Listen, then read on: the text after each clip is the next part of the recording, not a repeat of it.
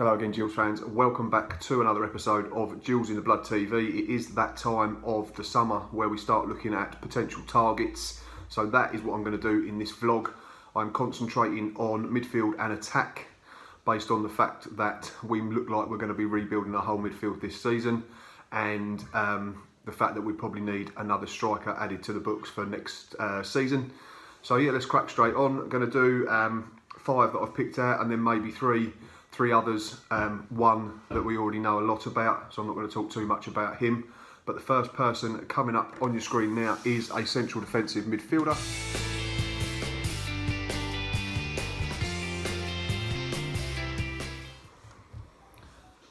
The man pictured is Timothy Dieng of Bradford City. Played 30 times last season for the Bantams, as they endured a sticky campaign, let's be honest. Probably finished a lot lower than they'd envisaged and hoped. Sacked their manager Stuart McCall through the season. I think Simon Grayson come in until the end of the campaign, but form didn't really pick up sufficiently.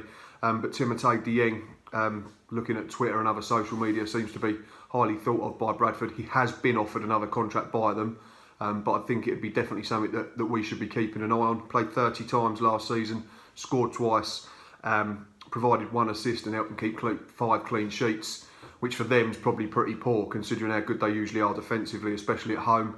And I've had a look at the season before, and he played 48 times in 2016-17, scored 4, made 1 assist as well, but that season he helped them keep 17 clean sheets, which was a lot more impressive. So if you tally that up, that's 22 clean sheets over the last 2 campaigns. He's helped them keep in 78 appearances, which is decent return, I think, for League One. Good size, athletic, gets around the pitch pretty well, tidy enough in possession from the times I've seen him play. So I think he could make a good addition, considering the fact that Aaron Morris has gone, Jake Hessenthal has gone, Mark Byrne has been offered a deal but may not stay. So we are only left with Billy Bingham at the moment in terms of one senior midfielder, and he is coming back from a leg break. So yeah, Timothy Dieng would be one I'd like us to take a look at. And the next one, slightly more local, from across the water at Roots Hall, and he's coming up on your screen now, and he is Anthony Wordsworth.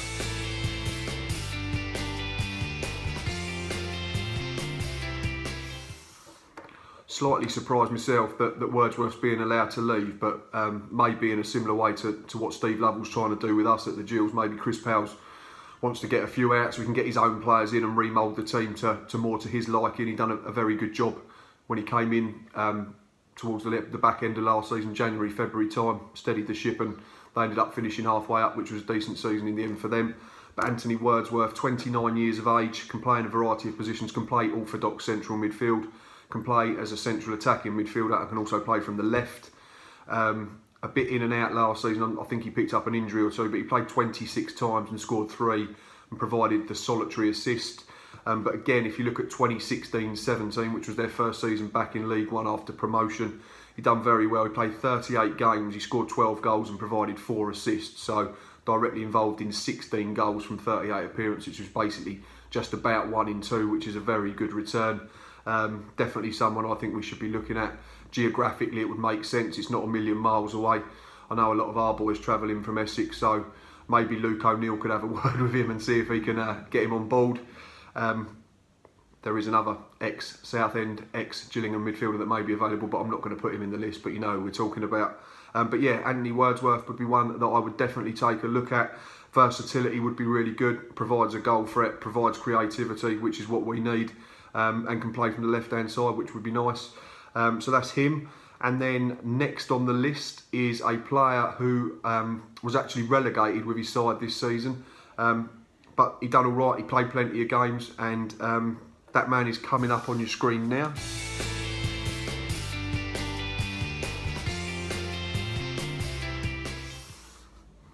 That is right-sided midfielder Zeli Ismail, who played for Bury last season. He featured 42 times in a struggling side, scored 3 and provided 5 assists. Which doesn't look great, I agree that, but he's still young, he's only 24, so he's played plenty in a side that was struggling, that probably wasn't very high on confidence, momentum or anything, so I don't think that's too bad considering the situation. Season before he played 19 times and he provided 4 goals and 3 assists. So over 2 seasons, that's 61 appearances, and he's been directly involved in 15 goals. Still only young, so there's potential there to work with. Think he might be someone, you know, that we could have a look at. It doesn't have to necessarily be first choice, but he could be a good addition to the squad, would provide natural width. And obviously I don't think there'd be too much in terms of a fee or wages, with Bury having to cut costs, having dropped down into League Two. So yeah, that's another one for me. Controversial maybe amongst some, might think his stats ain't good enough, but I think he's one that's worth looking at. Again, we don't know what our budget's going to be. I'm assuming it's not going to be massive, so it might be one that we could investigate. And then now I will move on to 2 strikers. The first one is a man who scored against us at the Midfield at the back end of last season, on Tom Hadler's debut. That probably gives it away. He's coming up on your screen now.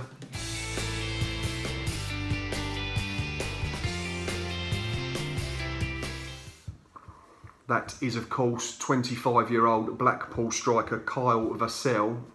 Didn't realise he was only 25, in fairness. I thought he was a bit older than that, so sorry, Kyle. But last season, as they returned to League One, he played 29 times, and in them 29 times he scored 11 and provided 4 assists. So that's 15 goals that Kyle Vassell was directly involved with.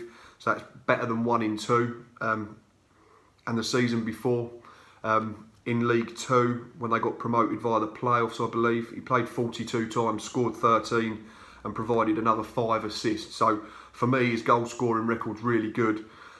In terms of goals per game ratio, he's actually stepped up and made a big improvement on what he did in League Two. In League Two, he was probably 1 in 3, just about, but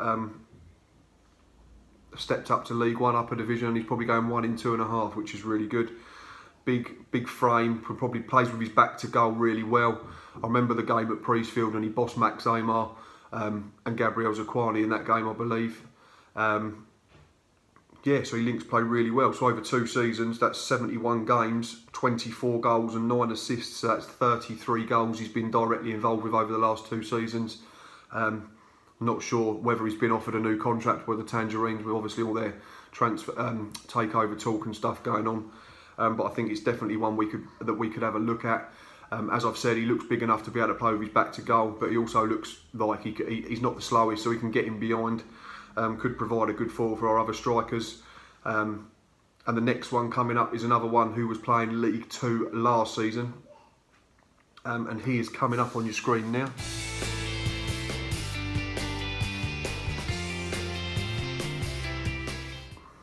That is 23-year-old Cheltenham striker Mohamed Issa, who had an absolutely brilliant season in last League Two this past campaign.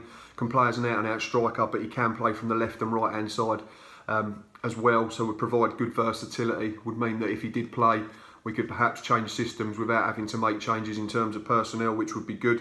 He had a brilliant first season in the Football League in a side that struggled in Cheltenham. Played 50 times, scored 25 goals, provided 9 assists. So directly involved in 34 team goals from 50 appearances is an excellent return. Couldn't find many sort of stats in terms of season by season before that because he played in non-league. But I do know that in 100 appearances for Greenwich Borough before joining Cheltenham, he scored 57 goals. So his goal return's really good. Knows where the back of the net is. As we've said before, goalposts don't change regardless of the level.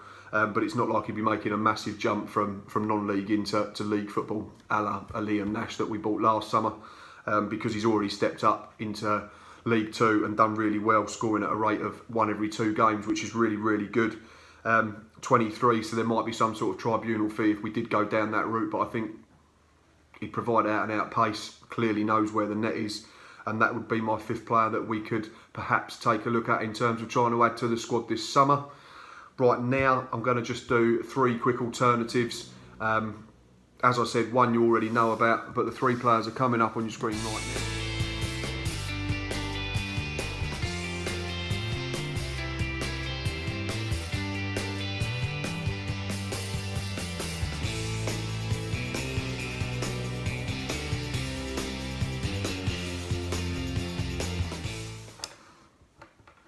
First one as we all know, is Callum Riley, who has gone back to his parent club, Bury. But we do know from previous newspaper reports and stuff on social media that Steve Lovell was very keen to get him back. As I've already mentioned regarding Zelly Ismail, Bury are probably going to have to cut costs because of their relegation into League Two. They spent really big last summer and it didn't work out. They ended up relegated pretty comfortably. Unfortunately, went down with a bit of a whimper. We managed to get Callum Riley on a half-season loan from January, and he was really good. He come in, made his debut at Scunthorpe, and we went up there 3-1. Part of that very good side that got us to the verge of talking about the playoffs before the form tailed off towards the end of the campaign. But for me, it'd be definitely one that we need to pursue, especially, as we've already said, with the fact that we look like we'll be remoulding the whole of our midfield pretty much this season. And the second two are Harry Smith and Alfie Pavey, both strikers that have come out of non-league, both still very young. Smith obviously went to Millwall a couple of summers ago. He's actually scored 8 goals in 31 appearances for them and provided 2 assists. But he didn't get much of a look in terms of regular starts. And I do believe that 3 of them goals came in 1 FA Cup tie. But he's still really young. He's only 22 years old, I think. So there's something to work with there. Target man type, probably similar sort of height to Tom Eaves, but local in terms of non-league background, which was Folkestone before his move to the New Den. So that might be one that'd be worth looking into. And the other one is Alfie Pavey. He'd flitted around non-league. I know he had a spell at Millwall as a teenager, didn't really work out. Then went back into the National League with Aldershot. I think he only played twice for them before going to Prince's Park to play for Dartford. 46 appearances last season, 26 goals. I think Dartford just missed out, unfortunately, on promotion on the into the National League itself. But his 26 strikes did earn him the National League South Player of the Year. So, and again, I think only 23. Yes, like we've already said with Liam Nash, we went down the non-league route last season. It didn't really work. But again, similar to Mohamed Issa, it's not a massive jump, this one. He's not coming out of step 6 or 7 like Liam Nash. He's coming from National League South, so it's only 2 divisions from the Football League. Really good goal return last season. Has all the tools. Again, knows where the back of the net is. So that's my list. Like I did this last summer, didn't look at any of the ones that I mentioned, which is fine, but it's a bit of fun. Gives us something to talk about. Let us know by commenting below down there on YouTube once it's up. Comment on Facebook, it'll be on the Facebook page, it'll be on Twitter. Let us know your thoughts on the players I've mentioned. Do you agree, disagree? Who do you think we should target?